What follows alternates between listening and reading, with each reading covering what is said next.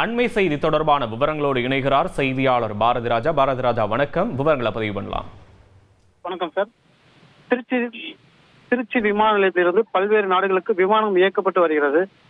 Singapore, Dubai, Sharjah, Malaysia உள்ளிட்ட நாடுகளுக்கு அதிக அளவிலான விமான சேவைகள் வழங்கப்பட்டு வருகிறது.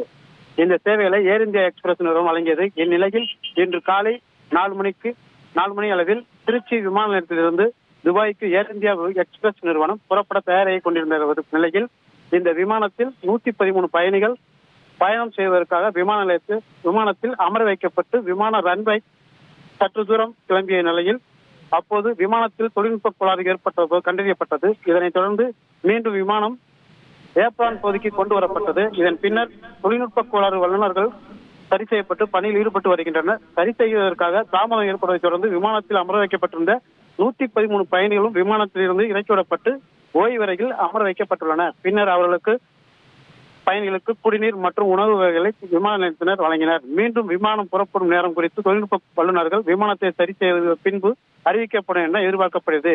இதனால் 114 பயணிகளும் பெரும் அவதியில் நிலை ஏற்பட்டு வருகிறது. சற்று நேரத்தில் இதனால் திருச்சி விமான நிலையத்தில் பரபரப்பு ஏற்பட்டுள்ளது.